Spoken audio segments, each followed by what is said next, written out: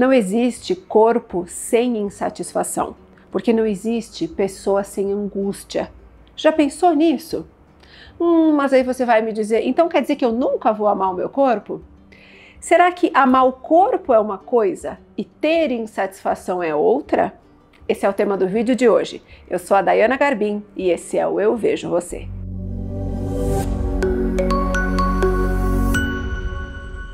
Será que quando eu me aceito, eu não posso mudar mais nada? Será que aceitar é amar 100% e nunca mais ter nenhuma questão com o corpo? São tantas questões que permeiam a nossa relação com o nosso corpo e com a nossa autoimagem, que hoje eu tenho duas convidadas especiais para a gente conversar sobre isso. Eu estou recebendo a Juliana Leite. Juliana, muito obrigada por estar aqui conosco. A Juliana, que é psicóloga clínica aprimorada em transtornos alimentares pelo Ambulim, que é o Ambulatório de Transtornos Alimentares da USP, do Hospital das Clínicas da USP, e também psicanalista em formação pelo CEP, o Centro de Estudos Psicanalíticos, e integrante do grupo Corpo e Cultura. E também estou recebendo hoje a Ana Carolina Orsini. Ana, obrigada por estar aqui conosco. Obrigada, o prazer é todo meu. É uma alegria ter você aqui. A Ana, que é nutricionista, também com aprimoramento em transtornos alimentares pelo Ambulim, tem certificação oficial em comer intuitivo e é autora deste livro, que a gente vai falar bastante sobre isso, que é A Cultura da Dieta é Tóxica. Ana e Juliana, essa é uma coisa, esse é um vídeo que eu queria fazer há muito tempo, porque eu tenho muitas questões pessoais para falar aqui, mas eu amei a frase que você me trouxe. Essa frase que eu comecei o vídeo é da Juliana. Ela diz: não existe corpo sem insatisfação, porque não existe sujeito sem angústia. Como assim? Nunca estaremos sem angústia? Angustiante, é angustiante. Quando a gente fala disso, né, quando a gente fala sobre um corpo que não é possível sanar as insatisfações porque nós somos sujeitos, né, de angústia, a gente está falando que somos corpo sujeito no social, atravessado o tempo inteiro por todas as questões da cultura, do outro, das relações. Então, se a gente pensa o corpo só como uma forma, né, o que vem adoecendo muito a gente tem esse pensamento, esse ideal de que a satisfação é uma completude do corpo. Né? Sendo que quando a gente começa a entender, e muitas pessoas devem vivenciar isso aí, de que se a gente sana uma insatisfação, logo outra aparece. Então essas insatisfações, elas não vão deixar de existir. Isso traz angústia porque a gente nunca vai chegar lá, na completude, né, de um corpo dito perfeito, de um corpo sem questões no mundo. Né? Quando a gente fala de corpo, a gente está falando de corporeidade, que é o corpo na vida, na troca, na afetabilidade com o outro. Por isso que a gente está falando. E que é uma coisa viva, uma coisa que muda com o tempo, com a idade, com circunstâncias, com cirurgias, com gestações. O nosso corpo nunca é igual, né? Nosso corpo hoje não é igual há 20 anos, há 10 anos e é difícil muitas vezes lidar com essa angústia, né? Eu gostei disso que você colocou, é como se eu imaginei uma formiguinha andando. Sabe? A insatisfação tá aqui, aí eu vou lá, faço uma cirurgia, corrijo. Aí daqui a pouco vem pra cá, mas aí eu corrigi a barriga, mas agora eu quero bumbum, agora eu quero braço, agora eu quero a celulite. E é por isso que a gente vê pessoas cada vez mais adoecidas e fazendo um procedimento estético após o outro. Uma dieta após a outra e nunca é suficiente, né, Ana? Exatamente, é muito difícil, porque como a Ju falou, toda hora a gente entra na rede social, tá sempre um corpo perfeito, cada hora algum procedimento estético tá na moda. Tem familiares sempre comentando sobre o nosso corpo, isso vai gerando mais insatisfação, então silenciar tudo isso é muito difícil. Quando a gente fala em aceitar o próprio corpo, eu percebo, e esse é o principal motivo da gente estar aqui reunidas, que existe uma grande confusão. É como se fosse uma aceitação compulsória do corpo. É como se no momento que você fala, eu me aceito como sou, então eu não posso mudar mais nada, eu sou obrigada a gostar desse corpo exatamente como ele é, eu não posso mais comentar nada, eu vou me sentir sempre 100% linda e maravilhosa. Mas nós sabemos que o ser humano não é simples assim. O que vocês entendem, Juliana, por aceitação do corpo? Eu sou uma profissional que utiliza uma outra palavra que não aceitação.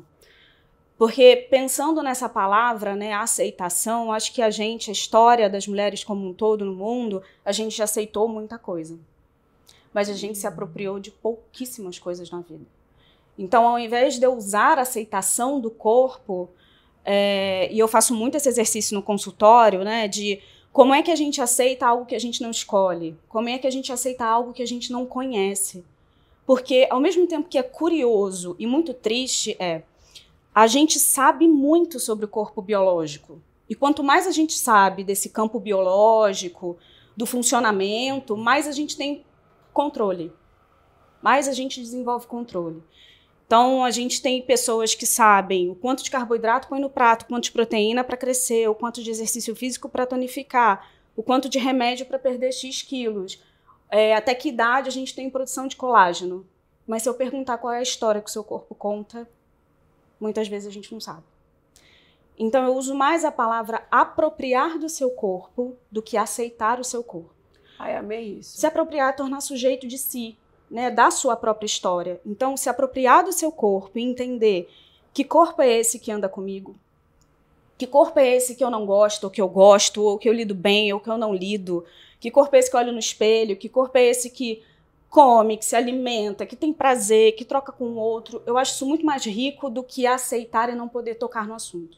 Nossa, é como perfeito. Se a gente passasse uma página do livro sem prestar atenção na história, na narrativa que isso conta. Então, eu gosto muito mais do termo se apropriar, né? Muito mais sobre se apropriar do que se aceitar, Sim. que a gente se torna mais sujeito ativo, né? Para mim, a aceitação está tanto quanto na passividade da coisa. Perfeito, eu amei isso.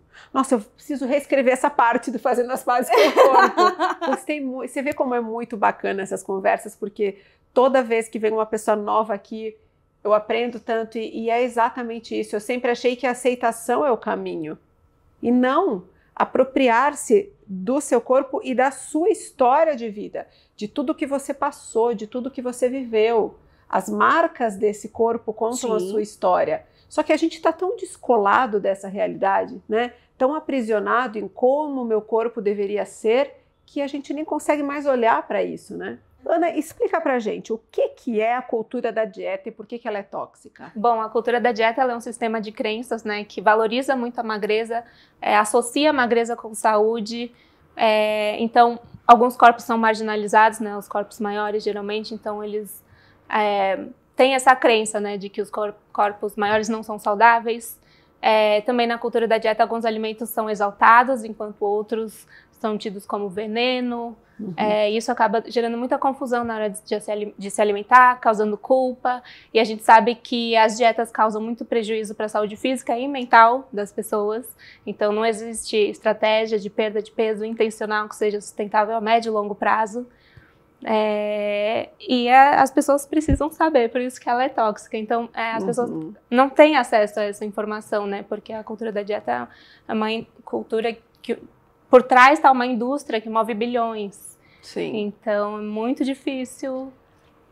Eu acho que sempre quando a gente pensa assim, né, em cultura da dieta e como isso é aprisionante, eu sempre vejo que gera uma certa confusão na cabeça das pessoas, porque elas pensam, mas dieta não é alimentação, né? A gente não dá o nome de dieta para alimentação em geral. Como é que a gente diferencia o que a gente está querendo falar aqui? Essa cultura que quer que as pessoas fiquem obcecadas por contagem de calorias. Pela pureza de alimentos. O alimento limpo, o comer limpo, a proibição de carboidratos. De açúcar, nesse sentido. É nesse açúcar sentido. É veneno. Porque eu costumo falar que a dieta é restritiva. Mas aí a pessoa pensa, mas eu não faço restrição, eu atendo a minha fome. Mas mesmo assim ela tem algum pensamento de alimento bom, alimento ruim, alimento permitido, proibido, saudável, não saudável. E isso já gera uma má relação com a alimentação como um todo. Então, a gente precisa desconstruir isso, porque todos os alimentos cabem dentro de uma alimentação saudável, né? Sim. Depende de contexto, frequência, quantidade. Aí eu fico muito chateada quando eu vejo alguma pessoa pública com milhões de seguidores dizendo que açúcar é veneno, que fruta dá cirrose, que é cada barbaridade que a gente escuta, que é um desserviço à saúde das pessoas. Isso só faz com que as pessoas tenham cada vez mais medo da comida, uma relação cada vez pior. Eu acho que a gente está vivendo esse movimento do body positive, né, da aceitação corporal, um movimento que liberta muitas mulheres e permite que a gente veja beleza em todos os corpos. Mas eu também percebo um sofrimento muito grande de quem não consegue se aceitar. Porque tem pessoas que têm o desejo genuíno de ser mais magra, que não gostam do próprio corpo. Como é que é esse sofrimento na sua clínica? Você vê pessoas perdidas nesse movimento de eu quero me aceitar, mas eu não consigo, o que eu faço com essa dor? E geralmente vem acompanhado de um sentimento de traição.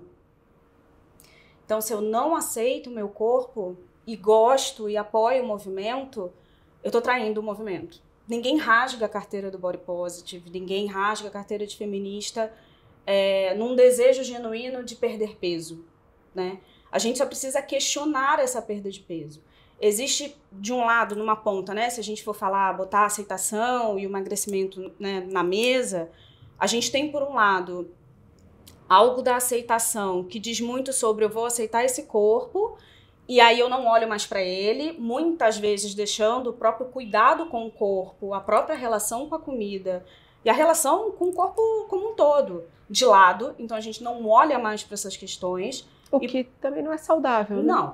Não, porque é uma forma de não só negar a insatisfação que ainda, né, por muitas vezes está acontecendo, mas uma forma também de não atender, de não escutar esse corpo. Uhum. Por um outro lado, quando a gente fala de um desejo genuíno de emagrecimento, e isso eu vejo muito na clínica, é que isso é uma coisa que eu venho discutindo muito nos grupos que eu participo, que eu estudo, que eu trabalho, é que a gente precisa, enquanto clínica, seja qualquer campo da clínica, a gente precisa abrir espaço para que as pessoas falem desse desejo.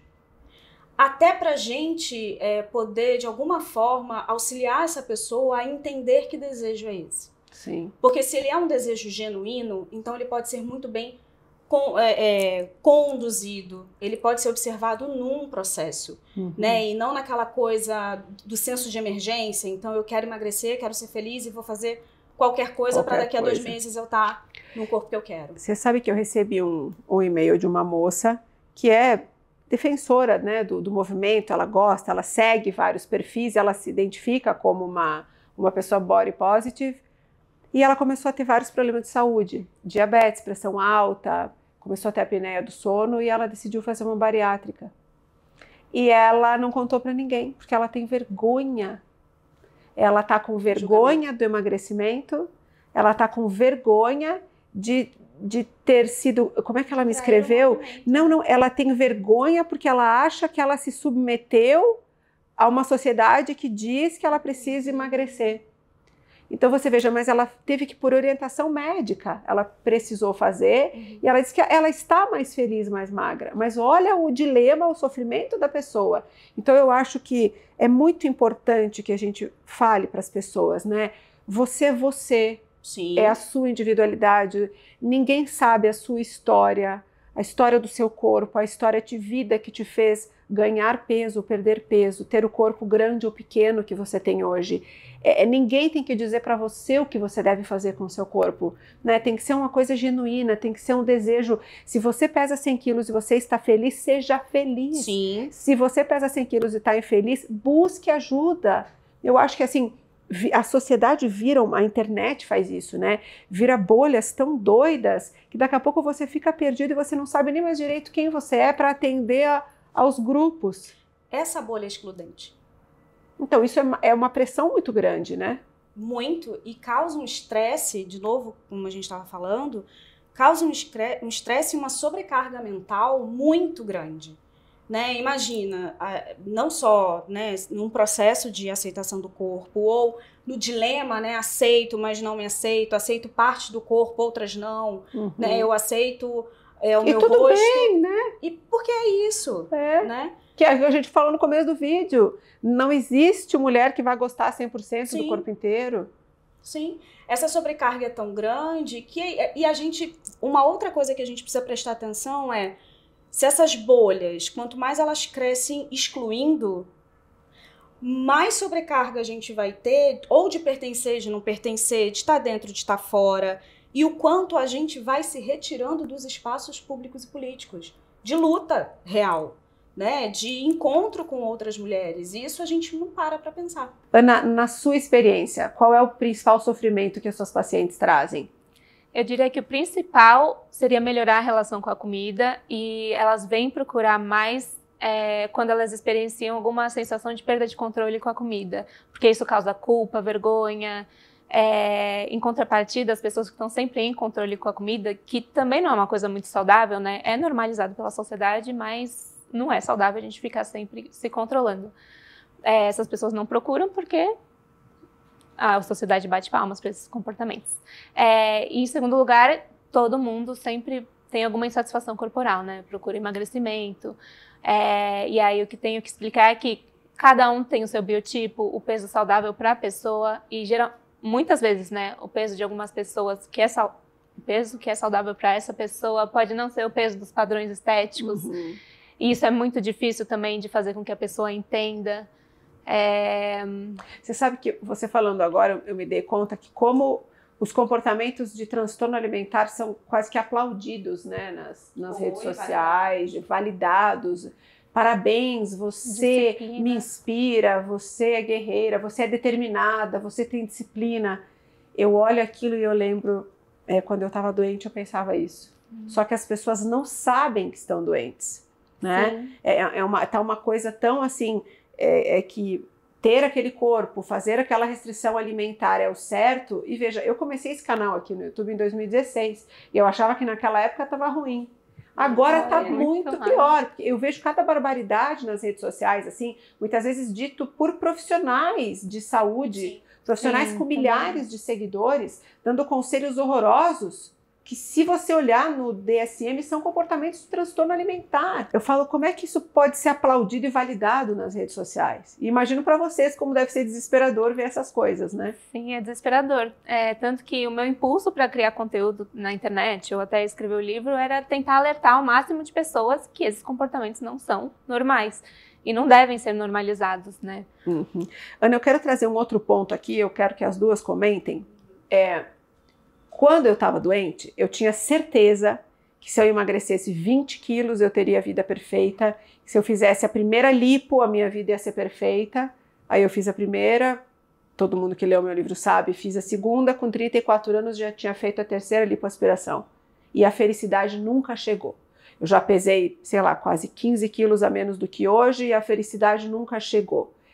As pessoas ainda têm essa ideia de que o corpo X vai trazer a felicidade, que o procedimento X vai mudar a minha vida, que ali está a minha felicidade? Ainda tem muito. Muito. Não só que ali vai estar como se fosse o pote cheio de ouro no final do arco-íris, como que eu acho mais complicado, triste para a gente refletir, é que a vida começa ali. Né? Então, não só eu consigo as coisas, o que vem muito para mim na clínica eu só vou conseguir viver, e olha o peso disso, quando eu tiver 20, 30, 50 a menos, né? Ou quando eu tiver a forma do corpo tal, quando eu modelar, tonificar a perna, né, do jeito que eu quero. E você pensar que a sua vida só começa a partir de algo, de um corpo, né, que está no externo, isso me preocupa muito, porque não só a cirurgia plástica, né, os tratamentos estéticos, como as medicações hoje em dia, né, e cada vez mais acessível, né, sem regulação, como isso, a minha preocupação é que isso se torne uma espécie de prótese psíquica para dar conta da vida. Sim, né? Então uma muleta, como você costuma falar, né? É uma muleta, então eu só consigo caminhar a partir desse lugar. Né? A gente sabe que tem os ideais de felicidade, porque quando a gente abre as redes sociais é disso que a gente vê muito mais um lifestyle compartilhado, né, do que um dia a dia compartilhado. Então eu acho que a figura, né, a imagem da felicidade está muito ali naquele corpo, naquele pedaço, naquela foto, e que eu só vou alcançar tal lugar ou a partir disso, ou eu vou começar a viver a partir disso. E isso é muito triste, porque faz parte de um sofrimento gigantesco. A pessoa fica anos e anos em sofrimento, né? Sim, eu até diria que essa necessidade de emagrecimento, a vontade de emagrecer, ela é válida, né? Porque a gente passa a vida inteira internalizando que existe um tipo certo de corpo. Então, que as pessoas em um tipo de corpo são mais felizes. Isso vai ser, ou mais saudáveis, que também isso vai sendo muito internalizado. Então, e as pessoas não entendem, né, que um peso tem muitos fatores impactam no peso. Então, genética, classe social, tem os determinantes Sim. sociais da saúde que são muito importantes, né? Não é todo mundo que consegue cozinhar, preparar a comida. O histórico de dietas também impacta no peso. Então, é uma coisa que também é pouco propagada, né? Ninguém... Sabe o que eu acho também? Eu fico pensando assim, como é uma violência você falar para as pessoas, você tem que se cuidar, você tem que fazer atividade física, você tem que ter uma alimentação saudável, quando a pessoa acorda 4 horas da manhã, pega 5 conduções para chegar no trabalho, trabalha o dia inteiro, almoça quando dá a marmita que ela conseguiu preparar, depois às 6 horas da tarde pega mais não sei quantas conduções para ir para a faculdade, para voltar para casa meia-noite, para acordar às 4 da manhã. Essa pessoa não tem tempo de fazer atividade física, ela come o que dá. É tão desumano pensar que está ao alcance de todos o corpo perfeito e a saúde perfeita, né? Eu acho que ninguém para pensar nisso. Como é que você que está me assistindo, que tem uma rotina completamente diferente das blogueiras e das influencers que você segue, como você acha que você vai conseguir ter aquele corpo e aquela vida? Só que, às vezes, algumas pessoas... E é um mercado, né, gente? A gente tem que ter noção de que é um mercado. O corpo perfeito é um mercado, a vida perfeita é um mercado, é a lógica do consumo. E é lucrativo, né? Muito lucrativo. Muito lucrativo. Então, assim, a gente precisa ter senso crítico, em primeiro lugar, de saber que aquela ali não é uma vida possível para todos, aquele corpo não é um corpo possível para todos. Tem questões genéticas, sociais, econômicas, tem tanta coisa envolvida ali, mas não hashtag basta querer, hashtag basta tem força de vontade, é só se planejar, não é só se planejar, né? Mas tem não uma tem coisa tempo. também que eu acho que é importante da gente dizer, é que nem o corpo daquela menina que está postado ali, talvez seja o corpo daquela menina. Exatamente, sim, também. Né? Isso aí dá outro vídeo, e filtros, e manipulação. Se demanda muito trabalho e sofrimento, não é um corpo saudável para a pessoa. Sim. Não, e tem até para a gente também pensar que esse recorte, essa vida que a gente vê nas redes sociais, e que muitas vezes, né, a gente está falando de repente, da blogueira ou até da profissional que você segue e que fala sobre questões de perda de peso, emagrecimento e tonificação, a mesma coisa a gente chama a atenção de um cuidado, de um senso crítico até para outros tipos de consumo mesmo, como a pressão de se aceitar. Aquela aceitação é do outro, aquela possibilidade de... E que bom que tem mulheres que hoje, independente do corpo, da forma, do peso, da imagem, se sentem seguras de pôr um biquíni para praia. Isso é maravilhoso. Isso liberta todas. E que a gente faça mais movimento. Mas o senso crítico, eu acho que ele é mais importante porque faz a gente parar e questionar. Ok, esse é o momento dela, esse é um movimento que é dela, eu posso me inspirar? Posso, mas respeitando o meu processo. Sim, né? Isso é muito importante, é uma questão que eu queria trazer para vocês. A aceitação ou a apropriação corporal ou o respeito, eu também gosto muito desse termo, respeito. Eu escrevi isso nos meus 2 livros, o respeito ao próprio corpo, eu acho isso muito bonito, isso que me colocou num caminho de poder amar e respeitar o meu corpo. Apesar de ainda não gostar 100% da imagem dele, o que eu já aprendi que nunca vou gostar 100%, porque não existe sujeito sem angústia. Eu acho que a gente precisa entender que o processo de aceitação, de apropriação, de respeito ao próprio corpo, ele é lento, ele é gradual e ele vai ser diferente para cada pessoa, não é? Exatamente. E o que eu ia falar é que o movimento body positive, para algumas pessoas pode ser positivo, no sentido de a pessoa se sente acolhida, então se sente mais confortável para fazer melhorias na saúde, se sente confortável para fazer exercício físico, porque muitos ambientes também são intimidadores para pessoas em corpos maiores, então aí a pessoa acaba não engajando em comportamentos saudáveis, porque não é um ambiente que ela vai se sentir à vontade. Mas para outras pessoas que podem sofrer essa pressão de preciso me amar, isso pode gerar mais estresse, impactar ainda mais a relação com a comida. E outra coisa que você estava falando também, né, que às vezes a pessoa entra nesse movimento e não entende muito bem, porque às vezes as pessoas acham que aceitar o corpo também deixar de lado a saúde. E isso pode ser por falta de informação, muitas coisas. Mas no meu consultório existe um processo que a gente chama de buscar a liberdade incondicional em comer. Então, Unconditional permission to eat. Do comer Evelyn intuitivo. Eu li. Eu sou discípula. Ela mesma. Eu amo. E exatamente isso. E para você alcançar a liberdade incondicional em comer, você tem que se habituar a alimentos que antes eram considerados proibidos. Então, pode ser que por um período a pessoa tenha uma fase de euforia, assim, porque ela vai ter mais vontade desses alimentos que eram proibidos, porque foram proibidos. Talvez tenha mais fome por conta de tanta restrição que elas fizeram ao longo da vida com dietas. Então, é normal que por um período a fome seja maior, a vontade de alimentos proibido seja maior. Isso pode levar a um ganho temporário de peso, porque ela está se acostumando, mas a tendência é ela se habituar a esses alimentos, deixarem de ser as vontades porque genuínas, não é mais proibido, né? Deixam de Você ser sabe cada que a vez primeira menos vez que eu li Unconditional Permission to Eat, eu pensei, impossível, ela é louca. Eu vou ganhar 100 quilos. Como assim eu me dar permissão para comer? Foi algo surreal na minha vida, assim. Imagina, não comia quase nada.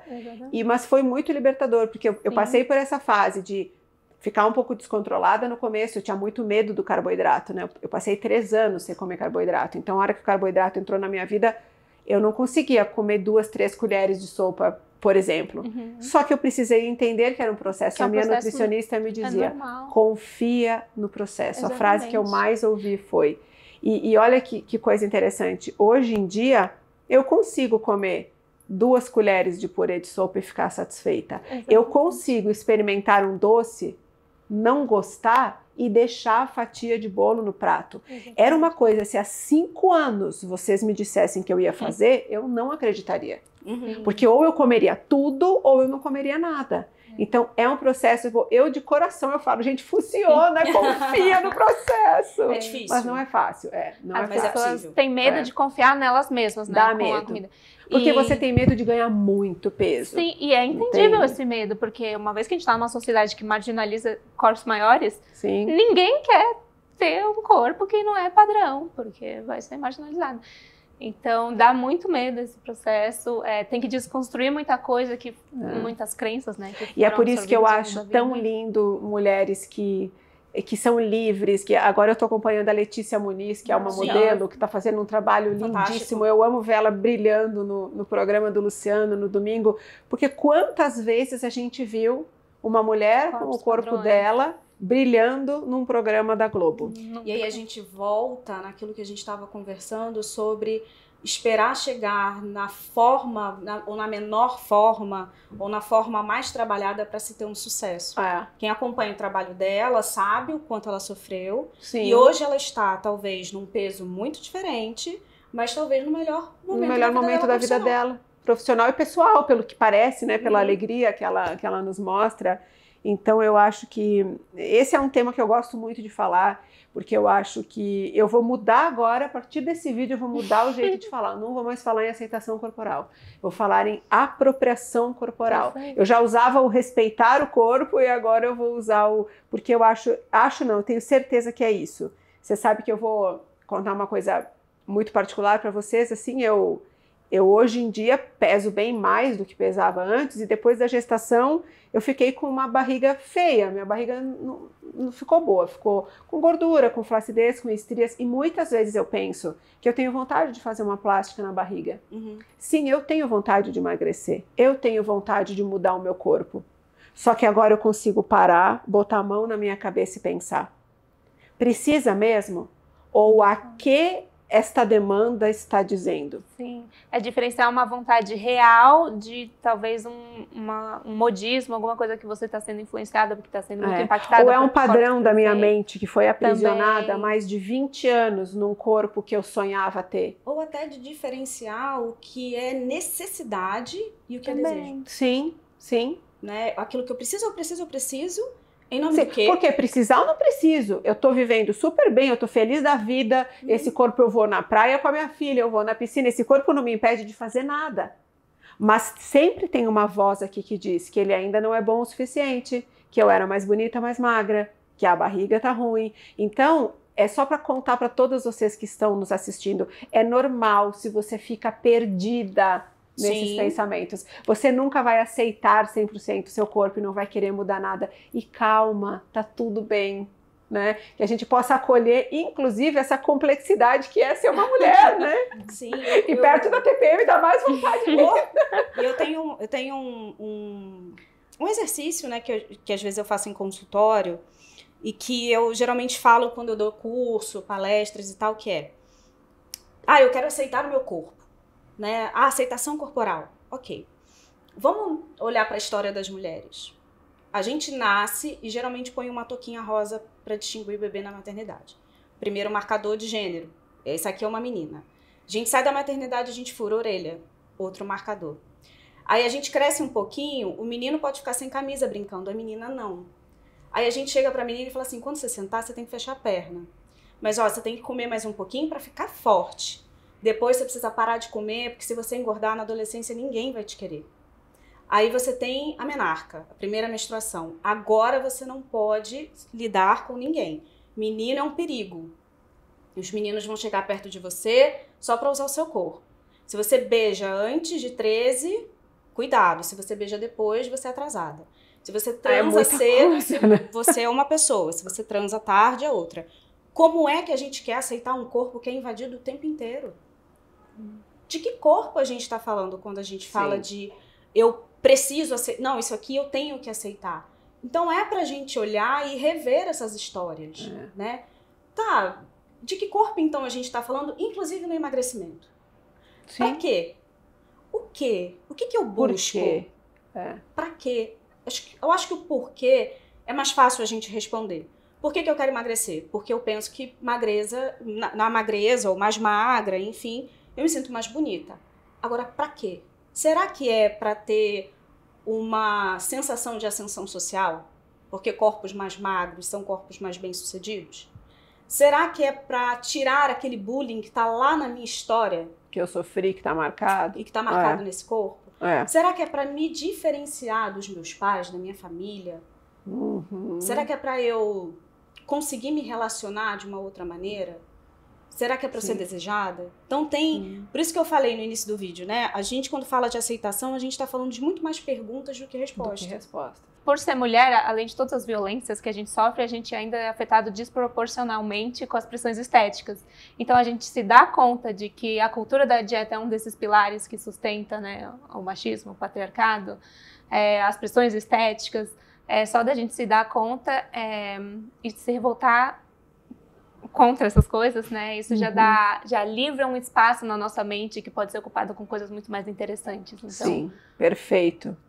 Eu acho que a gente precisa se dar conta sempre. Foi uma coisa que eu aprendi aqui nesse sofá com a Patrícia Gibsten Jacobson. A lógica do consumo.